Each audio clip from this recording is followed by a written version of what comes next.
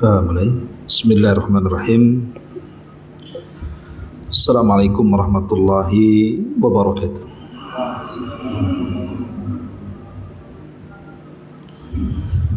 Alhamdulillah wassalatu wassalamu ala Rasulillah wa ala alihi wa sahbihi wa mawalah wa la hawla wa la quwata illa billahi wa ba'du.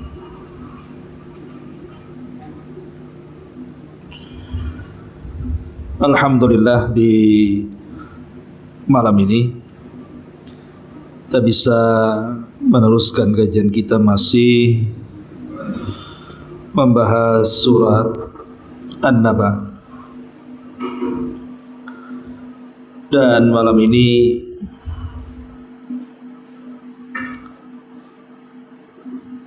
kita akan meneruskan ayat dari surah An-Naba. Kemarin kita sudah masuki ayat keberapa ya?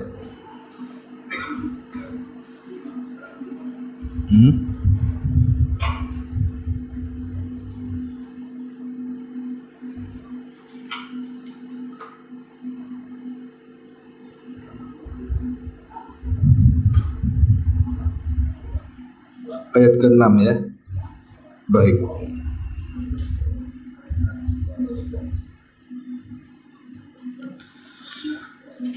A'udzubillahi minasyaitonirrajim. Bismillahirrahmanirrahim.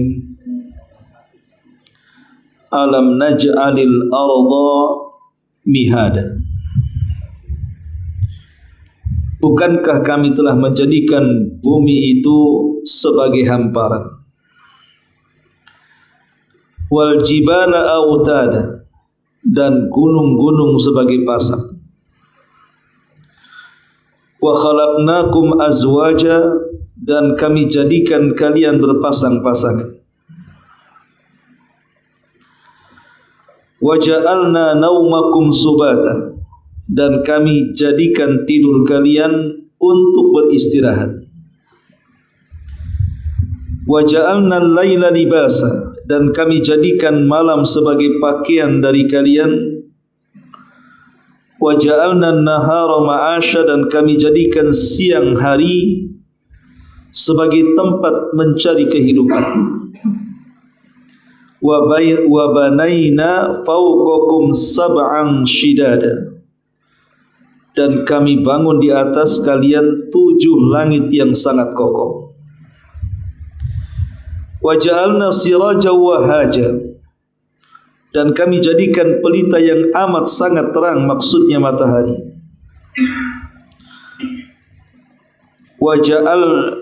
Wa anzalna minal mu'sirati ma'an thajjaja, dan kami turunkan dari awan air yang sangat banyak. Linukhrija bihi habba wa nabata, agar kami turunkan dan kami tumbuhkan dari air hujan tersebut tumbuh-tumbuhan. Wa jannatin alfafa, kemudian kebun-kebun yang sangat lebat. Inna yawmal fasli kana miqata. Baik. Dari ayat 6 sampai 16. Di sini Allah Subhanahu wa taala ingin menjelaskan tentang tanda kekuasaan Allah Subhanahu wa taala yang besar di alam semesta. Tentu tidak lain untuk membuktikan ketauhidan Allah Subhanahu wa taala. Karena sebelumnya surah An-Naba mengkisahkan tentang berita besar yang dibicarakan orang-orang Quraisy. Salah satunya adalah membicarakan soal dakwah Nabi sallallahu alaihi wasallam yang mengajak manusia ke dalam tauhid. Maka di sinilah Allah Subhanahu wa taala ingin menjelaskan di antara tanda-tanda tauhid. Allah Subhanahu wa taala ingin menjelaskan tentang kekuasaannya, bahwa Dia adalah satu-satunya zat yang pantas disembah dan yang lainnya tidak pantas disembah. Allah Subhanahu wa taala memulakan dengan kata-kata alam naj'alil arda mihada. Bukankah kami telah menjadikan bumi ini mihada sebagai hamparan? Sebagian ahli tafsir ada yang mengatakan mihada itu diambil dari mumahada, artinya dipersiapkan. Jadi artinya bukankah kami telah menjadikan bumi ini dipersiapkan untuk kalian? Tentu sesuatu yang dipersiapkan pasti sudah lengkap fasilitasnya. Makanya sebelum Allah Subhanahu wa taala menciptakan Nabi Allah Adam alaihi salatu wassalam, Allah sudah sediakan tempat Nabi Adam di bumi dengan berbagai macam fasilitasnya. Mulai daripada lautannya, sungainya, hutannya, gunungnya, bukitnya, rawanya, tanah datarnya, tanah yang layak ditempati dan yang tidak ditempati. Kemudian rizkinya mulai dari buah-buahan sampai kepada binatang-binatang, ikan-ikan, burung-burung dan begitu seterusnya. Allah Subhanahu wa taala mempersiapkan ini untuk umat manusia sejak zaman Nabi Adam sampai hari ini, bahkan sampai kiamat dibangkitkan. Dan ini tanda-tanda kuasa Allah Subhanahu wa taala yang memanjakan kita makhluknya. Sebelum menciptakan kita, Allah sudah sediakan fasilitasnya. Itu artinya mumahada. Ada juga yang mengatakan maksudnya alam naj'alil arda mihada. Mihad itu diambil dari kata mahdan, artinya kasur yang disiapkan untuk bayi. Mahdan itu kasur yang disiapkan untuk bayi, tentu agar bayi tidur di atasnya. Artinya ketika Allah Subhanahu wa taala mempermisalkan bumi ini seperti kasur, seolah-olah Allah ingin menyiapkan bumi ini untuk manusia hidup di dalamnya dengan fasilitas yang tadi saya sebutkan. Dan ketika Allah Subhanahu wa taala menciptakan bumi dalam kondisi dipersiapkan dengan segala fasilitasnya, itu mudah bagi Allah Subhanahu wa taala. Tidak ada yang sulit bagi Allah Subhanahu wa taala. Dan ini adalah nikmat yang luar biasa yang Allah Subhanahu wa taala anugerahkan kepada kita. Ma'asyiral muslimin wal muslimat rahimani wa rahimakumullah. Jadi bumi ini adalah salah satu kuasa Allah. Tidak ada yang bisa menciptakan bumi kecuali Allah Subhanahu wa taala. Kemudian Allah Subhanahu wa taala mengatakan wal jibala autada, dan gunung-gunung sebagai pasak.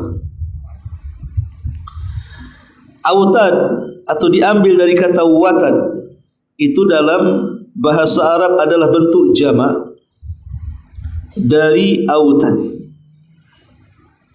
Jadi autad itu jamak daripada watad, berarti pasak-pasak.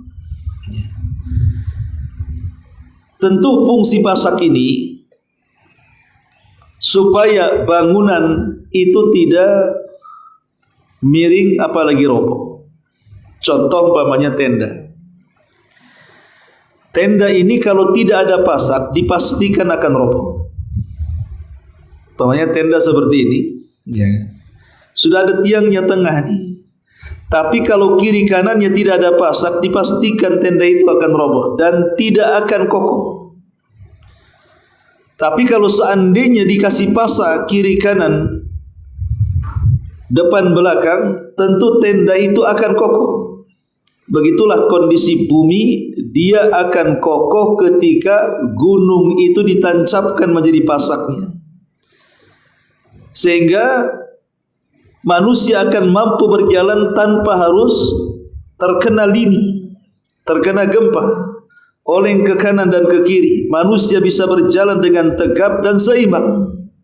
Itu karena fungsi bumi, fungsi gunung yang memasak bumi. Dan kalau kita lihat gunung yang menjulang, anggaplah Himalaya atau gunung-gunung yang lainnya, yang ketinggiannya tertinggi di dunia, Kita tahu bahawa logika pasak itu sesuatu yang nancap harus lebih dalam dibandingkan yang keluar. Pasak ini kalau kita tancapkan tentu yang masuk ke dalam tanah harus lebih panjang dibandingkan yang muncul ke atas bumi kan. Sebab kalau tidak masuk lebih ataupun yang ke atas lebih panjang dibandingkan yang nancap, dipastikan pasak itu tidak akan kuat. Artinya bahwa gunung itu sebenarnya yang menancap ke bumi itu jauh lebih besar dan lebih panjang dibandingkan yang menjulang ke langit. Makanya gunung itu sangat kokoh sekali. Karena memang Allah Subhanahu wa taala tancapkan sedemikian dalam, tidak lain dan bukan untuk menstabilkan bumi supaya tidak gempa dan lini. Makanya lihat ketika ada lempengan-lempengan yang bergeser dari bawah gunung, pasti terjadi gempa. Nah, dari sini kita tahu bahwa fungsi gunung itu adalah pasak untuk menyeimbangkan bumi. Untuk apa bumi seimbang? Untuk manusia. Supaya manusia kalau berjalan kaki tidak miring, tidak oleng, tegap, kokoh. Begitu juga ketika berkendaraan. Maka Allah Subhanahu wa taala dengan menciptakan gunung membuat ketenangan untuk umat manusia, sehingga mereka bisa safar ke sana kemari tanpa harus takut adanya gempa. Dan ini kuasa siapa? Kalau bukan kuasa Allah, karena tidak ada yang sanggup menciptakan gunung melebihi Allah Subhanahu wa taala. Kemudian Allah Subhanahu wa taala mengatakan wa khalaqnakum azwajan. Ma'asyiral muslimin wal muslimat rahimakumullah. Sedikit faedah tentang gunung ini. Bicara sedikit soal gunung, banyak pelajaran yang bisa kita petik ketika kita ini memandang gunung. Karena sebenarnya sering kita mengistilahkan orang yang kuat pendirian biasanya diistilahkan dengan gunung, bahwa orang itu sekokoh gunung. Begitulah seorang muslim. Ya. Jadi seorang muslim dalam menghadapi sebuah cobaan hidup, maka layaknya gunung yang dihantam angin kencang, diguyur hujan, kemudian diteriki panas dan begitu seterusnya. Mungkinkah gunung goyah? Tidak. Gunung tidak akan goyah. Sekencang apapun angin, sederas apapun hujan, sepanas apapun matahari, gunung itu tetap akan menjulang dan kokoh dan tidak akan goyah. Begitulah seorang muslim. Harusnya seorang muslim itu seolah-olah dia seperti gunung yang kokoh. Maka cobaan apapun yang menghantam dirinya, maka dia harus kokoh sekokoh gunung. Jadi sebenarnya kalau kita memandang gunung itu, hendaklah kita merenung bahwa di pandangan kita kepada gunung itu ada tanda-tanda kuasa Allah. Kita bisa mengambil hikmah di antara hikmah gunung adalah kokohnya ketika mendapatkan ujian. Ini yang pertama. Yang kedua, ketika kita memandang gunung, kita perhatikan gunung ini kalau kita naik ke atasnya, kemudian memandang dari atas gunung ke bawah, maka kita akan melihat pemandangan yang luar biasa kan? View-nya luar biasa. Kenapa villa-villa di atas lereng-lereng bukit itu menjadi mahal harganya? Sebenarnya harga bangunannya sama saja dengan di bawah lereng gunung. Tetapi karena view-nya yang luar biasa, pemandangannya yang luar biasa, akhirnya villa yang biasa saja menjadi mahal harganya. Bahkan nginap di villa saja melebihi menginap di hotel-hotel mewah di bawah gunung. Yang ingin saya katakan adalah ketika kita berada di puncak gunung kemudian melihat dengan pandangan yang lepas, sejauh mata memandang terhampar sawah, kebun, ladang dan begitu seterusnya. Sebenarnya ini harus lebih mendekatkan diri kita kepada Allah Subhanahu wa taala. betapa mampunya Allah menciptakan makhluk seindah hamparan di depan kita saat kita di atas gunung. Dan itu bahan tafakkur sebenarnya. Ini yang kedua. Kemudian yang ketiga, bahwa ketika seseorang memandang gunung, harusnya manusia menyadari betapa kecilnya kita dan lemahnya kita dibandingkan kokoh dan kuatnya gunung. Sehingga kita tidak boleh sombong dengan Allah Subhanahu wa ta'ala. Dengan ciptaan yang lain saja kita tidak lebih kuat. Dengan ciptaan Allah yang lainnya saja kita tidak lebih kokoh. Kita ini makhluk yang rapuh, yang lemah. Lalu apa yang disombongkan di hadapan Allah Subhanahu wa ta'ala? Dengan gunung saja tidak lebih kuat. Ma'asyiral muslimin wal muslimat rahimani wa rahimakumullah. Dan yang terakhir, gunung sebagai pengingat hari kiamat. Karena di antara tanda-tanda besar kehancuran alam semesta yang banyak dijelaskan dalam Quran dan hadis, salah satunya bicara soal kehancuran gunung. Di mana Allah Subhanahu wa ta'ala akan mencabut gunung dari pasaknya, kemudian akan melayangkan ke langit, kemudian saling bertubrukan sehingga tinggal kerikil abu pasir yang kembali ke bumi seperti kapas yang tidak ada kekuatannya, melayang begitu saja. Jadi saat kita melihat gunung, berarti kita diingatkan dengan hari kiamat. Wal jibala autada. Kemudian Allah Subhanahu wa ta'ala mengatakan wal jibala autada, dan kami jadikan gunung-gunung itu sebagai pasak. Wa khalaqnakum azwaja, dan kami jadikan kalian berpasang-pasangan. Kalimat wa khalaqnakum azwaja, dan kami jadikan kalian berpasang-pasangan, tentu ini merupakan nikmat Allah Subhanahu wa ta'ala, di mana Allah menjadikan setiap makhluk itu berpasang-pasangan. Ada siang, ada malam. Ada terang, ada gelap. Ada barat, ada timur. Ada utara, ada selatan. Ada daratan, ada lautan. Itulah berpasang-pasangan namanya. Makanya Allah Subhanahu wa ta'ala mengatakan, wa min kulli syai'in khalaqna zawjaini la'allakum tadhakkarun. Dan segala sesuatu kami jadikan berpasang-pasangan. Tentu para ulama ketika bicara kenapa Allah Subhanahu wa ta'ala menciptakan makhluk itu berpasang-pasangan, yang pertama, Allah Subhanahu wa ta'ala ingin menjelaskan bahwa dialah satu-satunya yang esa. Makhluk yang diciptakannya tidak esa karena ada pasangannya. Tapi Allah Subhanahu wa ta'ala adalah zat yang esa. Dia tidak ada pasangan. Qul huwallahu ahad. Dia adalah zat yang maha esa. Dan Allah juga mengatakan dalam Al-Quran surah Al-Jin ayat 3, wa annahu ta'ala jaddu rabbina mattakhadha sahibatan wala walada. Dan bahwasannya maha tinggi kebesaran Rabb kami, dia tidak beristri, tidak pula beranak. Menunjukkan bahwa Allah tidak punya pasangan karena tidak punya istri dan tidak punya anak daripada pasangan. Pasangan saja tidak punya, macam mana dia punya anak? Karena memang Allah Subhanahu wa ta'ala tunggal, dan Allah Subhanahu wa ta'ala zat yang maha esa. Inilah kenapa Allah Subhanahu wa ta'ala menciptakan makhluk itu berpasang-pasangan supaya berbeda dengan dirinya.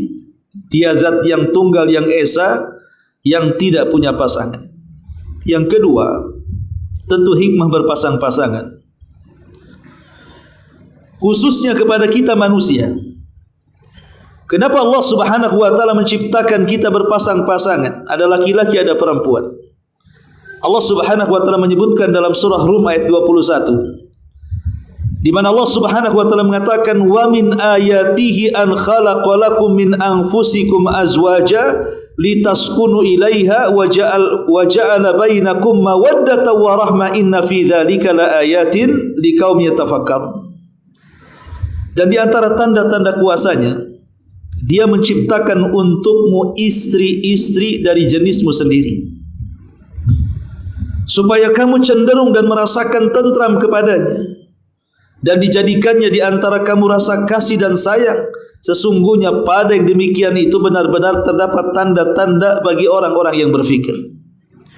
Jadi hikmah Allah Subhanahu wa taala menciptakan manusia berpasang-pasangan, ada Adam ada Hawa, supaya litaskunu ilaiha, mendapatkan ketenangan masing-masing dari pasangan itu. Suami mendapatkan ketenangan dari istri, dan istri juga mendapatkan keterangan dari suami. Kemudian lahirlah cinta dan kasih sayang. Itulah tujuannya. Waja'alna, dan kami jadikan, wa khalaqnakum azwaja, dan kami ciptakan kalian berpasang-pasangan. Allah mengatakan, waja'alna naumakum subata, dan kami jadikan tidur kalian untuk beristirahat. Wa ja'alna al-laila libasa, dan kami jadikan malam sebagai pakaian dari kalian. Ma'asyiral muslimin wal muslimat rahimakumullah. Di sini Allah Subhanahu wa taala menyebutkan di antara tanda-tanda kuasa Allah Subhanahu wa taala adalah Allah jadikan malam itu untuk beristirahat, untuk tidur. Kenapa? Ya. Disinilah tanda-tanda kuasa Allah Subhanahu wa taala bahwa kita ini lemah di hadapan Allah Subhanahu wa taala. Allah itu tidak pernah tersentuh dengan kantuk, apalagi tidur. Sebab kalau seandainya Allah Subhanahu wa taala tersentuh dengan kantuk apalagi tidur, sebagaimana Allah Subhanahu wa taala berfirman dalam ayat kursi, la ta'khudhuhu sinatun wala naum. Allah tidak tersentuh dengan kantuk, dan Allah juga tidak tersentuh dengan tidur. Nabi Musa alaihi salatu wassalam satu hari bertanya kepada Allah Subhanahu wa taala soal apakah Allah itu tidur. Maka Allah Subhanahu wa taala memerintahkan malaikat supaya mendatangi Nabi Musa alaihi salatu wassalam. Kemudian disuruhnya Nabi Musa memegang dua bejana di tangan kiri kanannya dan disuruh berdiri. Kemudian dua bejana itu diletakkan air di atasnya. Begini, ya. Kemudian Nabi Musa alaihi salatu wasallam bertanya, sampai kapan? Sampai kapan ya Rabb posisiku seperti ini? Maka Nabi Musa kemudian terus sampai akhirnya kelelahan. Setelah kelelahan kemudian ngantuk. Saat ngantuk itulah dia kaget, terjatuhlah satu bejana di salah satu tangannya. Dia pun kaget. Sehingga kemudian dia masih bertahan yang satunya. Setelah dia ngantuk berat, akhirnya dia tidur, jatuh juga bejana itu. Maka Allah Subhanahu wa taala katakan kepada Musa, wahai Musa, kalau Tuhanmu tidur, apalagi tersentuh ngantuk, seperti kamulah kondisinya, pasti alam semesta ini akan hancur berantakan. Kalau Allah sampai tidur, tidak mengatur alam semesta ini, sebentar saja galaksi itu, planet-planetnya bertabrakan satu dengan yang kiamat dunia ini. Artinya bahwa tidak tidurnya atau tidak ngantuknya Allah Subhanahu wa taala itu sifat sempurna bagi Allah, tapi tidak sempurna kepada makhluk. Antum kalau tidak tidur, antum dibilang sakit. Karena kita tahu bahwa kurang tidur itu bisa menyebabkan berbagai macam masalah kesehatan. Bisa saja risiko jantung, diabetes, obesitas, gangguan mental. Kadang-kadang bisa menyebabkan kecelakaan saat berkendaraan gitu kan. Ngantuk sebentar atau nabrak orang, kecelakaan tunggal atau nabrak yang lainnya. Jadi bisa saja orang kurang tidur itu mencelakakan dirinya sendiri. Makanya Allah Subhanahu wa taala dengan rahmatnya mengkasihani kita, memberikan sebuah nikmat yang besar bahwa manusia itu harus tidur, dan tidur itu adalah nikmat yang Allah Subhanahu wa taala anugerahkan kepada kita. Dengan cara apa Allah Subhanahu wa taala bagi waktu? Kapan manusia tidur, kapan manusia bekerja? Maka diciptakannya ada siang dan ada malam. Di mana malam hari itu Allah buat gelap, dengan cahaya yang tidak terang dari bulan, dan Allah jadikan siang itu penuh dengan cahaya dari matahari sehingga bumi terasa panas. Dari situ kita tahu bahwa ada waktu kapan tidur, kapan bekerja. Kalau sudah malam itu waktunya istirahat. Makanya Allah buat cuaca memang bisa tidur, digelapkan bumi ini. Dan siang sengaja Allah tidak gelapkan, diterangkan seterang-terangnya supaya darah ini mendidih dan bergerak. Dan itu kuasa Allah subhanahu wa ta'ala. Allah jadikan malam untuk tidur dan juga siang untuk bekerja. Makanya Allah subhanahu wa ta'ala mengatakan, wa min ayatihi manamukum bil laili wan nahar wabtighaukum min fadli inna fi dzalika la ayatin liqaumin yasmaun. Dan dari tanda-tanda kuasa Allah, tidur kalian di malam hari dan sedikit di siang hari, dan kalian mencari dari karunia Allah di siang hari. Sesungguhnya pada yang demikian itu ada tanda-tanda kekuasaan Allah bagi orang yang mau mendengarkan ayat-ayatnya. Ma'asyiral muslimin wal muslimat rahimani wa rahimakumullah. Setelah kita tahu bahwa tidur adalah tanda dari tanda-tanda kuasa Allah berdasarkan surah Rum ayat 23 tadi, maka Al-Imam Ibnul Qayyim rahimahullahu ta'ala dalam Zadul Ma'ad mengatakan setidaknya tidur itu memiliki dua manfaat penting. Kata Imam Ibnul Qayyim dalam kitabnya Zadul Ma'ad mengatakan bahwa setidaknya tidur itu memiliki dua manfaat penting. Yang pertama, untuk menenangkan dan mengistirahatkan tubuh setelah beraktivitas seharian, supaya kembali memiliki energi, tenaga, sehingga badannya tidak lemas. Allah katakan, wa ja'alna naumakum subata. Kami jadikan tidurmu untuk beristirahat. Yang kedua, untuk menyempurnakan proses pencernaan makanan yang telah masuk dalam badan kita.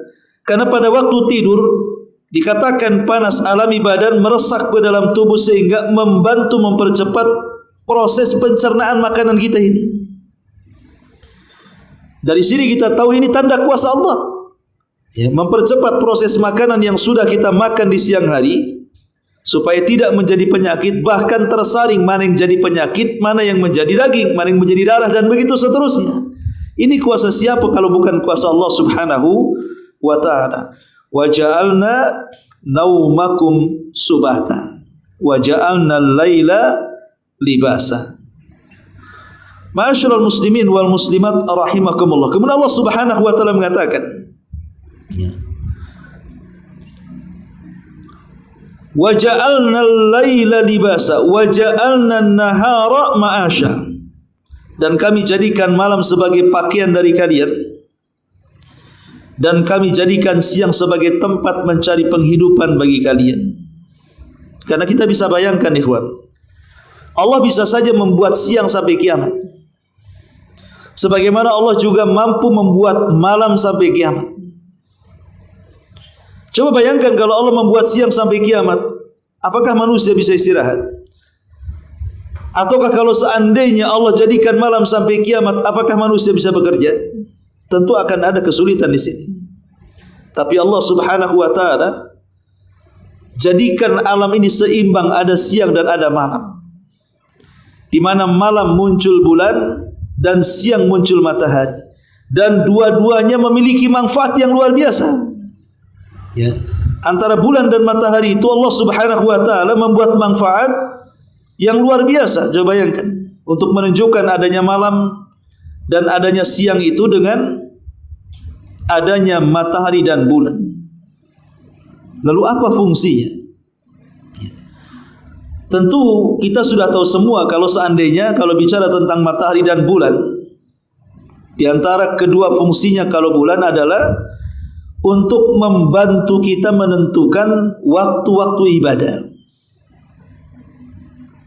Kapan puasa Senin Kamis, kapan puasa Ayyamul Bid, kapan datangnya Ramadan, kapan datangnya Idul Adha, Idul Fitri, itu semua ditentukan dengan bulan. Jadi dengan adanya bulan, minimalnya kita tahu waktu-waktu ibadah. Begitu juga matahari ibadah di siang hari, kapan zuhur, kapan asar, sehingga kita tahu.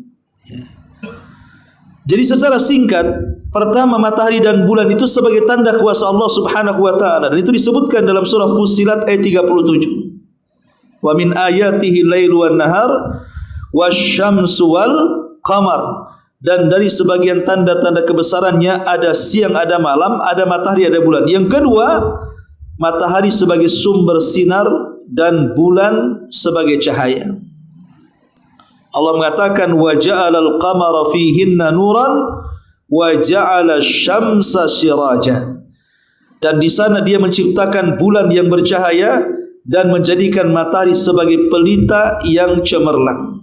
Artinya matahari dan bulan memiliki fungsi yang amat sangat besar khusus untuk penduduk bumi kita manusia.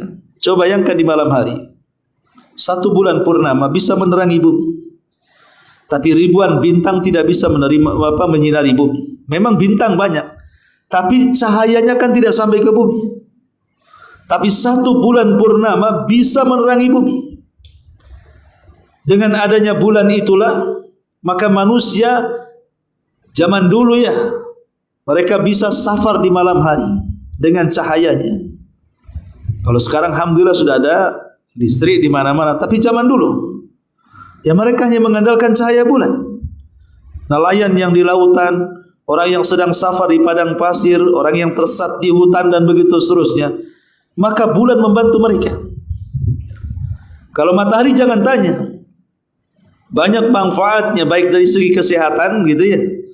Istilahnya orang yang berjemur mendapatkan asupan vitamin D tanpa harus membeli. Lebih daripada itu, kalau seandainya tidak ada matahari, coba bayangkan di zaman era listrik seperti ini, kalau tidak ada matahari di mana siang menjadi gelap seperti malamnya, berarti kita ini menghidupkan listrik 24 jam tuh.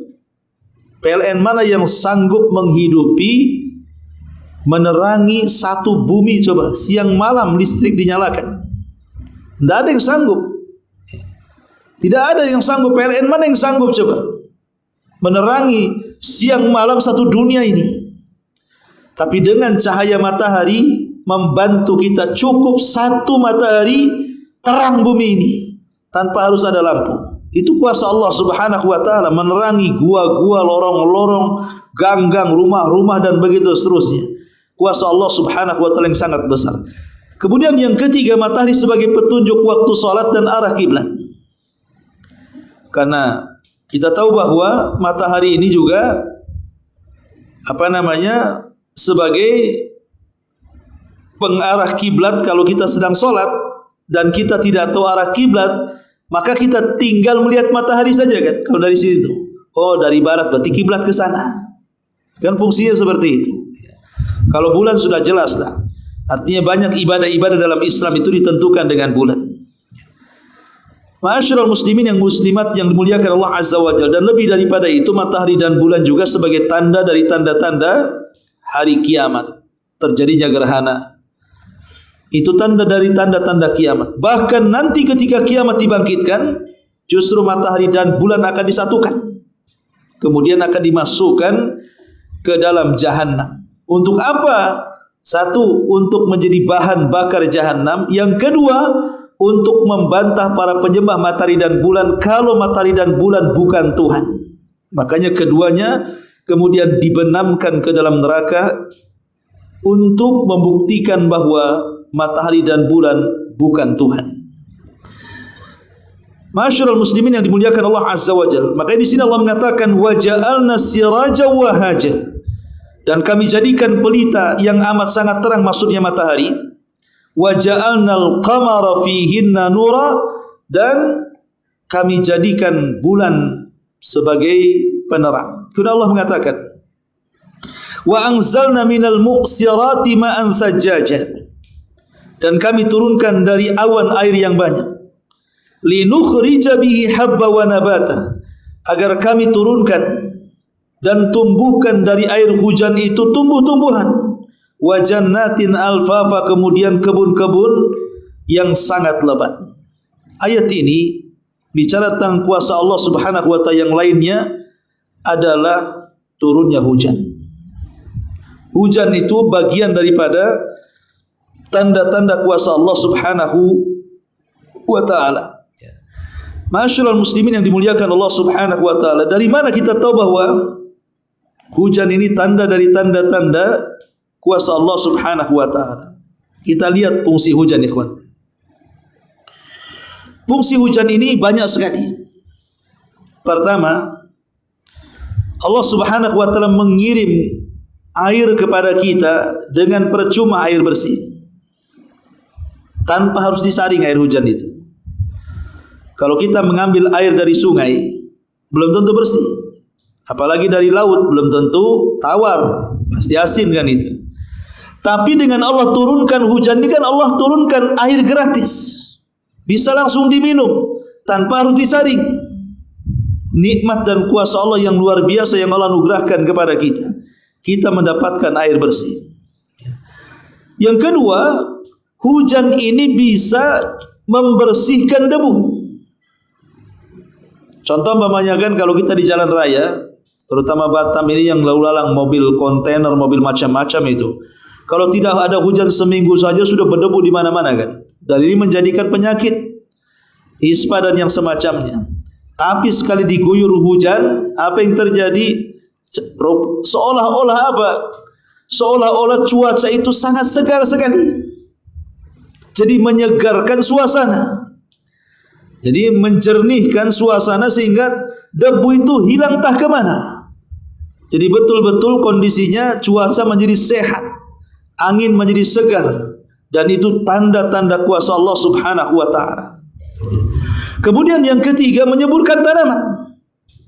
Bahkan kalau kita katakan lapangan sepak bola saja yang gersang, tiba-tiba kemudian diguyur hujan berkali-kali, tumbuhlah kemudian rumputan yang hijau ranum itu. Belum lagi kemudian kebun-kebun, sawah-sawah, ladang-ladang, dan begitu seterusnya. Kemudian juga yang keempat, bisa menampung air. Baik ya rumah tangga nampung air gitu, ataupun bumi menampung air, sehingga kemudian sumur-sumur itu menjadi penuh lagi. Dan kapanpun kita mengambilnya bisa saja, karena Allah Subhanahu wa ta'ala dengan keajaibannya bisa saja kemudian memasukkan air ke bumi itu dan tidak akan ditampung, akhirnya masuk ke dalam kan. Tapi Allah tidak jadikan seperti itu. Tapi Allah sengaja ditampung, tidak meresap ke dalam bumi. Untuk siapa kalau bukan untuk manusia? Lah ini juga salah satu kuasa Allah Subhanahu wa ta'ala.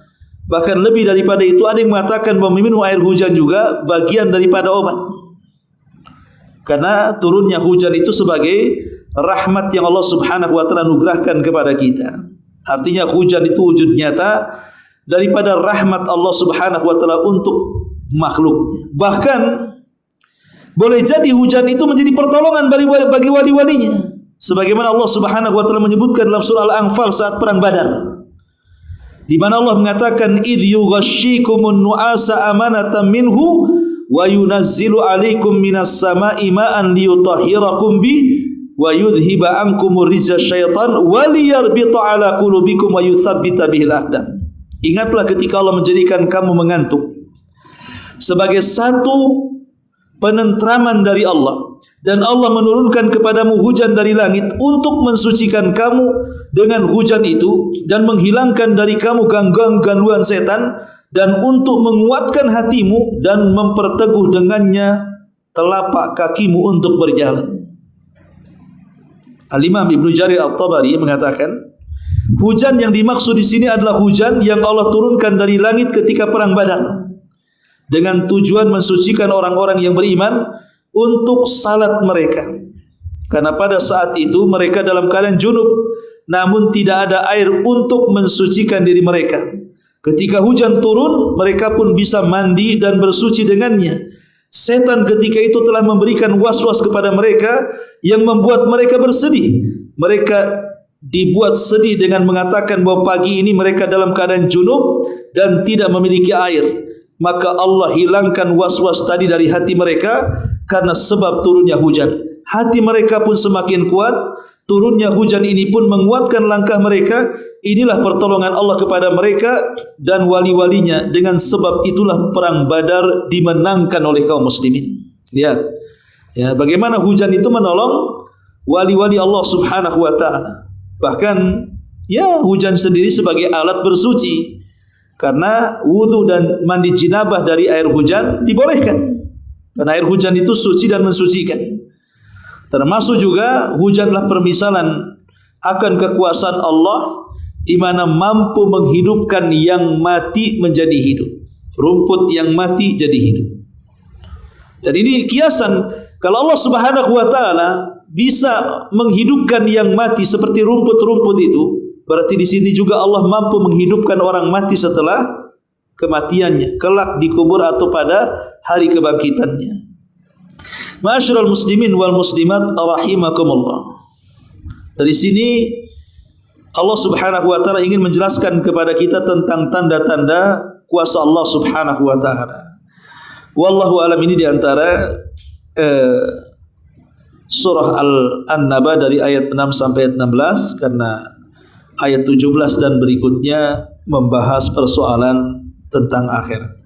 Artinya satu pertemuan lagi berarti selesailah surah An-Naba dari surah-surah pendek dalam juz amma. Baik, sampai di sini mudah-mudahan ada manfaatnya. Kita tutup dengan doa kafaratul majlis. Subhanakallah bihamdika asyhadu an la ilaha illa anta astaghfiruka wa atubu ilaik. Allahu ta'ala alam. Assalamualaikum warahmatullahi wabarakatuh.